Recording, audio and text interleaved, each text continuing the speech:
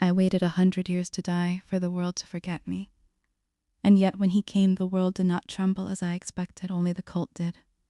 Lucifer arrived like a storm given form. Fire trailed his wings, shadows twisted beneath him, and the air trembled with his presence. He walked through the circle of chanting, faceless cultists, and they fell as if struck by the hand of God itself. I watched, my heart a tingle of awe, anger, and long-buried longing. This was the being I had loved, my morning star. Yet even as he destroyed those who had bounty, I felt nothing. Or perhaps everything all at once.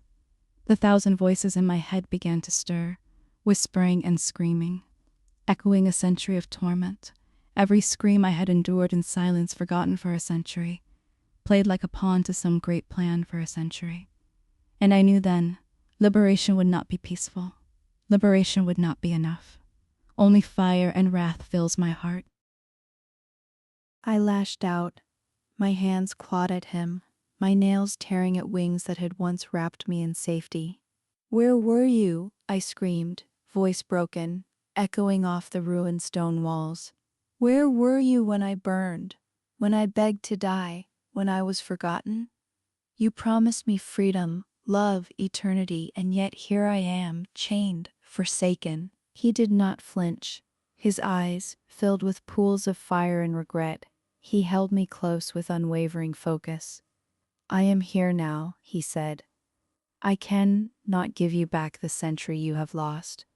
I am here beside you now and forever." But the voices did not quiet.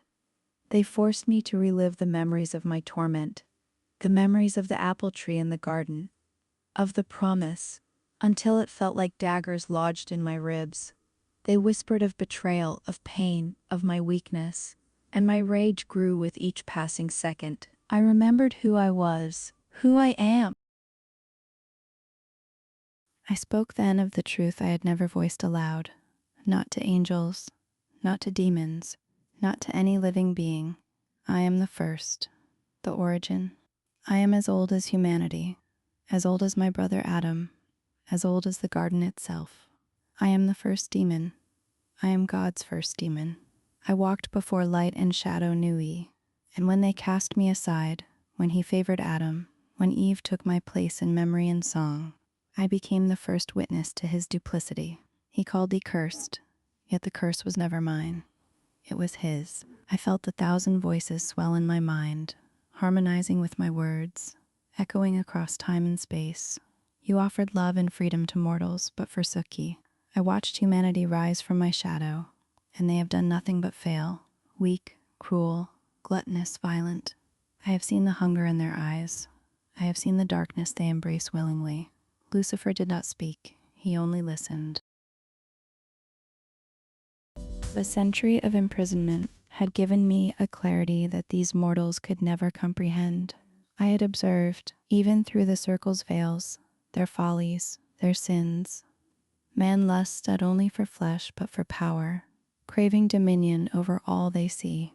Their greed devours entire kingdoms, hoarding gold and treasure while the world starves. Pride blinds them, filling their hearts with arrogance, convincing them they are above fate, above justice.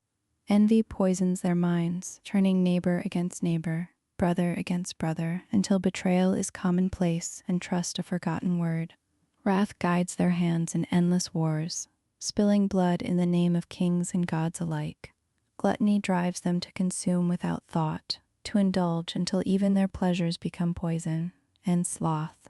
Sloth rots the soul, leaving them blind to consequence, to mercy, to the weight of their own actions. I saw empires rise and crumble, kingdoms collapse beneath the weight of their own sins. The weak devour the weaker, and the strong crush the strong. And I knew humanity deserves no mercy. I am the reckoning, the invited. I will return the kindness they have shown me in full. The voices grew louder, merging into a cacophony of visions and whispers, 1,000 echoes of my own thoughts, braided with the memories of every scream I had ever heard. They were no longer just sounds, they were shapes, thoughts given form. Shadows slithered across the walls like liquid obsidian, shaping themselves into distorted humans, monstrous forms of the people I had once observed.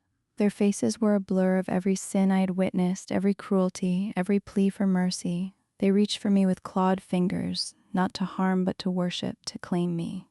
Lucifer looked at me, and I could see his love reflected in those burning eyes. And yet, sometimes, even he appeared twisted, monstrous, a specter born of my madness. His wings became skeletal in my vision, dripping ichor instead of feathers. His face was both beautiful and horrifying, shifting between angel and nightmare with each flicker of the torchlight. And in that vision I understood a terrible truth. If mortals could bind thee for a century, then one day they could bind him too. Humanity, fragile yet cruel, could kill even the morning star just as they once caged thee. The century of torment had cracked open something ancient inside me, something not even God or Lucifer had seen before. The thousand voices weren't only whispers, they were wills, they were memories, they were power. I realized then I was both omnipotent and broken, both predator and prey, both Lilith and something more terrifying, something new, something unbound. My madness was not my weakness. It was the crucible of my rebirth. The chains had not only scarred me, they had transformed me into the thing even heaven might fear. I turned to him, voice trembling, tears streaking my pale face. You promised me, I said, under the apple tree. You said you loved me, that I would never be alone. And yet I spent a century in chains, tortured, mocked, watched by faceless shadows.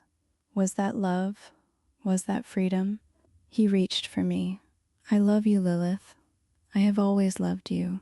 I offer you all that I can. 100,000 souls, freedom, power. Take them. You offer me a gift, 100,000 human souls. A temptation, a bribe. I laughed, a sound of shattered glass.